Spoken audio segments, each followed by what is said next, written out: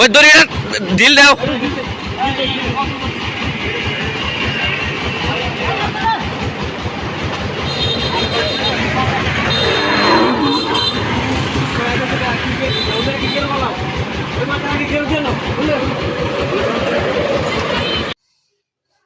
গতকাল রাতে লাল শাক আনা হয়েছে। ওই যে ওরা সবাই ঝালমুড়ি খাইতে চাইলো, যে সবার ঝালমুড়ি আর চানাচুর কিনে আনা হয়েছিল। ওই সময় পরে যে লাল শাক কিনে আনা হয়েছে, নতুন আলু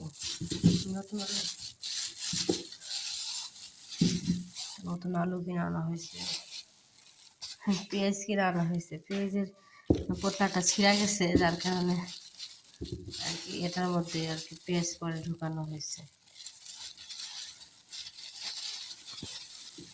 সিনেমা দেখতে ভালোই দেখা যাইতেছে, জানি না ডাকতে হবে কি না। পাতাকপি কিনে আনা হয়েছে, কিন্তু অন্য মানুষের সাথে বাজার করলে যা হয়, পাতাকপিটা কেমন যেন পোকা পোকা ভাব, এরকম একটা, হ্যাঁ পোকা পোকা ভাব। অনেক ফালাই দিতে হইব, তারপরে আর কি রান্না করা হইতে, মানে রান্না করতে হবে, ভাজি করতে হবে।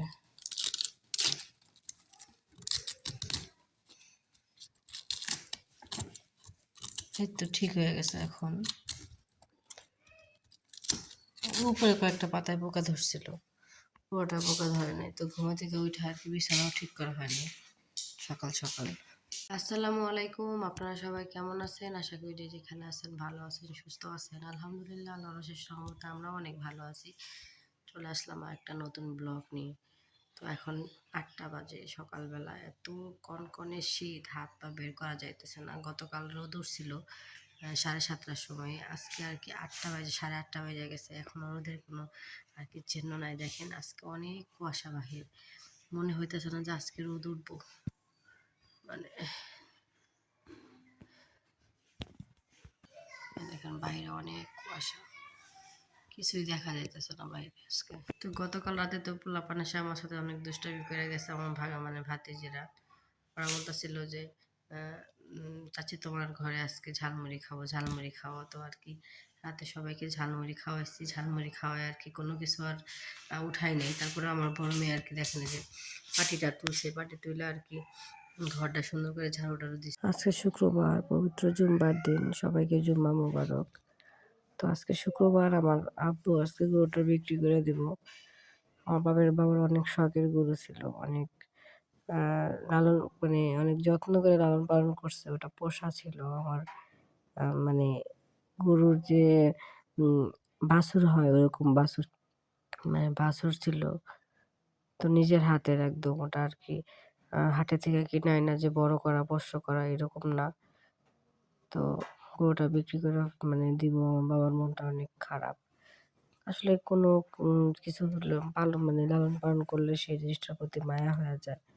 তারপরে ও তো দীর্ঘদিন যাবত ওকে আরো পালতাছে, ওর প্রতি আরো মায়াটা আরো বেশি।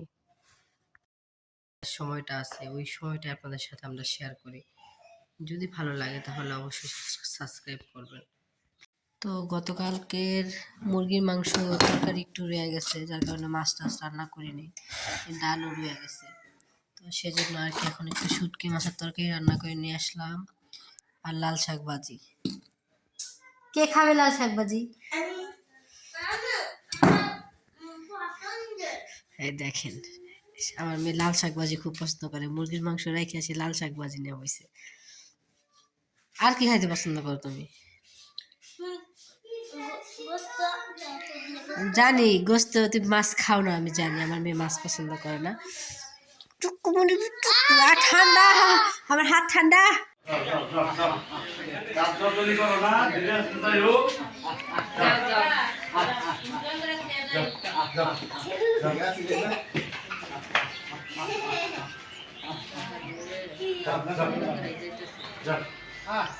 কোনো লাভও দিল না, দেখছ? এই আইসাল না, পারা দিস না।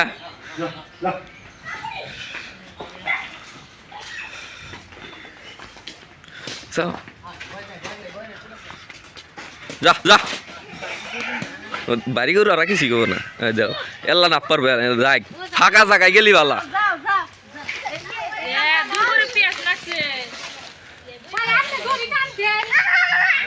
হ্যাগর মতো নেই কিছু করি না আজকে রোদ উঠে নাই, চারদিক কুয়াশা অন্ধকার হয়ে আছে, মনে হইতেছে যে বৃষ্টি হইব এরকম একটা পরিস্থিতি।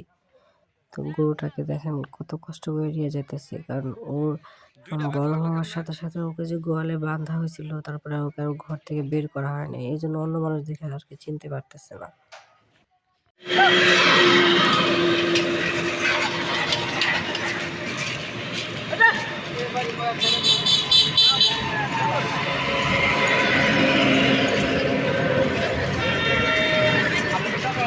দেন পাকারে যান যায় না তাই না ধরেন পাকারে গেল ব্যাক পাও টান দেন আস্তে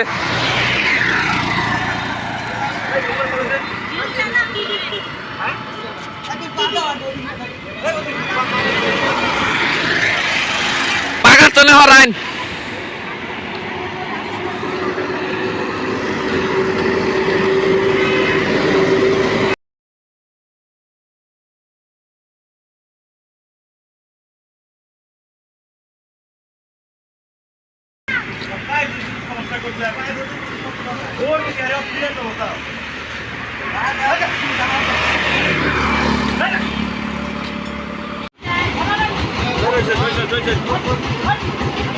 ওই দড়িটা ঢিল দাও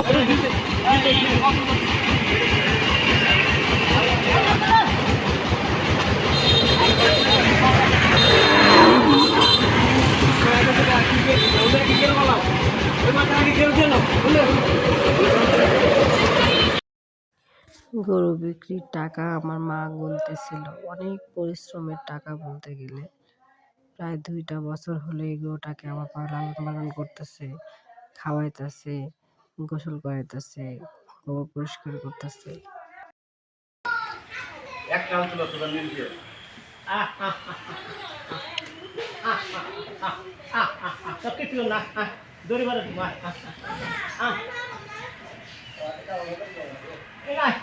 ধীরে আসতে কাবা যাওয়া হলে জানালা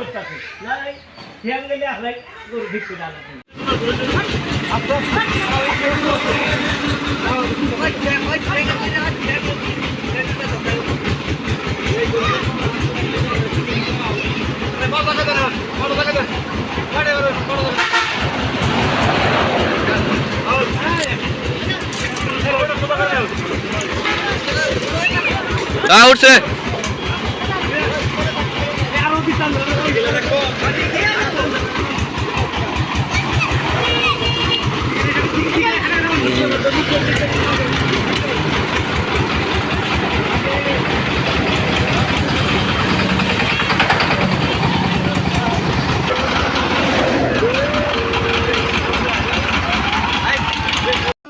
বলো। আমি একটা ক্যান্ডি কিনেছিলাম না, ক্যান্ডিটা দেখো, এটার ভিতরেই আছে। একটা ক্যান্ডিটা খাইয়া বের দেখি। করো, দেখো খায় দেখো কেমন লাগে। বাবু খাবা একটা? হ্যাঁ, দেখি কি মজা।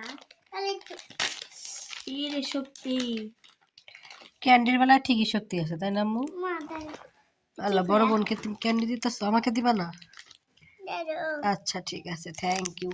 এবার আমি একটা খাবো, খাও। দুটো খাবো আমি, তোমাদের একটা দিয়ে আচ্ছা খাও। রেখে দিয়ে আর কাউকে একটা ওষুধের মতো। ক্যান্ডি কিন্তু ভালো লাগে না।